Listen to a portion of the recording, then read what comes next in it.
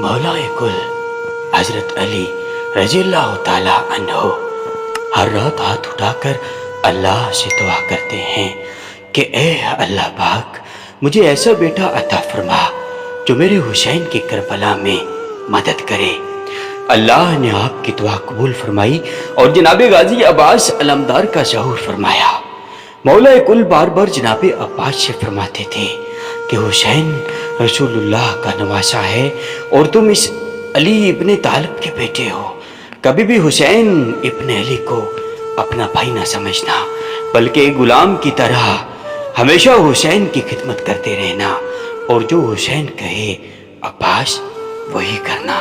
बस जब 10 मुहर्रम को करबो बला में हर एक शहीद इमाम हुसैन अलैहिस्सलाम के कदमों में कुर्बान होता रहा तो हजरत अब्बास अपनी नजरों के सामने अपने भाइयों और बच्चों को शहीद होता हुआ देखते हैं और बार बार यही अर्ज करते हैं, आका इस गुलाम को भी इजाजत दें कि वो आपके कदमों पर अपनी जान वार दे।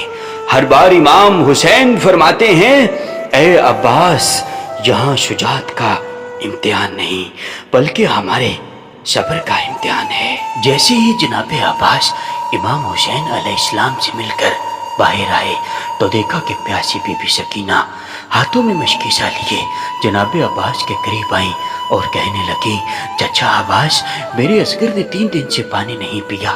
जनाब अब्बास ने बीबी सकीना को देखा, खाली मशकीसों को देखा और कहने लगे, ए मेरी आकाज़ादी, मौला हुसैन से कहो कि मैं आपके लिए पानी लेकर आऊं। बस बीबी सकीना जनाब अब्बास को लेकर इमाम हुसैन अलैहिस्सलाम के पास आई और अर्ज करने लगी, बाबा, चचा अब्बास को इजाजत दो कि नहर से पानी लेकर आए। मौला हुसैन अलैहिस्सलाम ने जनाब गाजी अब्बास के चेहरे की तरफ देखा और फरमाया, सकीना जनाब अब्बास को मेरी बहन ज़ैनब के पास ले जाओ। अगर ज़ैनब ने इजाजत दी तो फिर पानी लाने के लिए चचा अब्बास को भेज देना। जनाब अब्बास और बीबी सकीना जनाब ज़ैनब के पास जाते हैं और अर्ज करते हैं, सलाम हो रसूलुल्लाह की नवासी पर। बीबी ज़ैनब जैसे ही बाहर आई गाजी अब्बास एक गुलाम की तरह जमीन पर बैठ जाते हैं। बीबी ज़ैनब ने फरमाया, भाई अब्बास क्या कहना चाहते हैं? जनाब अब्बास ने फरमाया, ए मेरी आकाज़ादी, इस गुलाम ने जिंदगी भर आपसे कुछ नहीं मांगा, आज कुछ मांगने आया है। बीबी ज़ैनब ने फरमाया, अब्बास मेरे भाई क्या मांगना चाहते हो? अब्बास अर्ज करने लगे, ए रसूलुल्लाह की नवासी, 3 दिन से क़याम में पानी नहीं है, बच्चे प्यास की वजह से तड़प रहे हैं। इस गुलाम को इजाजत दी कि मैदान में जाकर पानी लाए। जैसे ही जनाब अब्बास ने ये फरमाया, बीबी ज़ैनब ज़ारो कतार रोने लगी।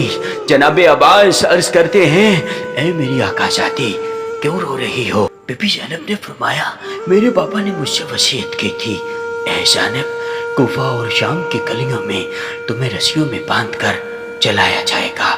मैंने बाबा से कहा, बाबा, जिसका अब्बास जैसा भाई हो वो बाजारों में कैसे जाएगी?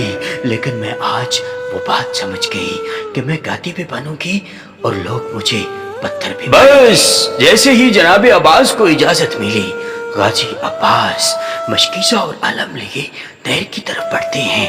तारीख ने लिखा कि जनाब अब्बास शेर की तरह हमला करते हैं और फौज डर की वजह से भागना शुरू कर देती है। जनाब अब्बास अलम को पानी में गाड़कर बीबी सकीना के मशकीसे को पानी से भरना शुरू कर देते हैं। जनाब अब्बास ने चुल्लू में पानी भरा, पानी को देखा, फिर ख़याम को देखा, मासूम सकीना और अली असगर की प्यास को याद किया और पानी को नहर में फेंक दिया। में जनाब अब्बास ने देखा कि आपका प्यासा घोड़ा भी आपको हजरत की निगाह से देख रहा है।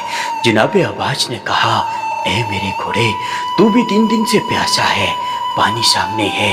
लेकिन घोड़ा अपनी जुबान में कहने लगा, ए मेरे आका, ए मेरे मालिक, आप भी 3 दिन से प्यासे हैं, आपने पानी नहीं पिया तो मैं कैसे पानी पी सकता हूँ? ये कैसे हो सकता है कि मैं आपसे पहले पानी पीऊँ? पहले आप पानी पिए फिर मैं पानी पीऊँगा। जनाब अब्बास फरमाने लगे, ए मेरे घोड़े, अगर तुम अपने मालिक के बगैर पानी नहीं पी सकते तो मेरे आका जनाब हुसैन भी 3 दिन से प्यासे हैं, मैं किस तरह उनके बगैर पानी पी सकता हूँ? تاریخ نے لکھا کہ جناب عباس مشکیزہ پڑھ کر خیموں کی طرف جا رہے تھے کہ شمر اور عمر بن سعد نے یہ دیکھا اور کہا کہ کچھ بھی ہو جائے خیموں تک پانی نہ پہنچے، کیونکہ حسین اور اس کے خاندان کو تڑپا تڑپا کر شہید کرنا ہے۔ کچھ سپاہی چھپ گئے اور کچھ سپاہیوں نے جناب غازی عباس کو گھیرے میں لے لیا۔ جناب عباس گھوڑے پر سوار خیموں کی طرف بڑھ رہے ہیں تو شمر کی فوج نے جناب عباس پر تیر چلانا شروع کر دیے۔ جناب عباس یہ چاہتے تھے کہ جیسے بھی ہو یہ پانی اپنی آقا زادی سکینہ تک لے جاؤں۔ تیروں کی بارشوں میں جناب عباس آگے بڑھتے رہے۔ کسی ظالم نے وار کیا، جناب عباس کا ایک بازو کٹ گیا۔ جناب عباس نے علم اور مشکیزہ دوسرے ہاتھ میں لے لیا اور خیموں کی طرف بڑھ رہے ہیں۔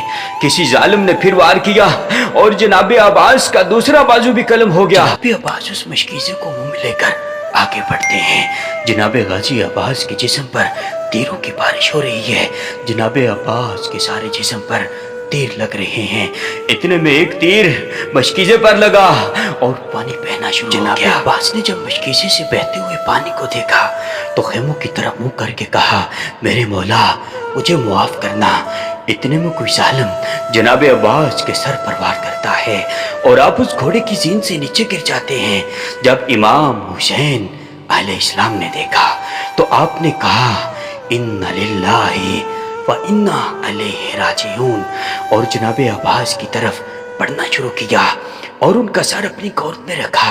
میرے مولا مجھے معاف کرنا، میں نے بہت کوشش کی کہ میں اپنی آقا زادی سکینہ تک پانی لے جاؤں لیکن میں پہنچ نہ سکا۔ یہ سن کر امام حسین علیہ السلام نے جناب عباس سے فرمایا، اے عباس، اللہ کی مرضی یہ ہے کہ ہم سادات پیاسے رہ کر اللہ کے دین پر قربان ہو جائیں اور ہماری پیاس کو قیامت تک یاد رکھا جائے۔ تاریخ نے لکھا کہ جناب عباس عرض کرنے لگے، میرے مولا عباس نے آج تک آپ سے کچھ نہیں مانگا لیکن آج کچھ مانگنا چاہتا ہے۔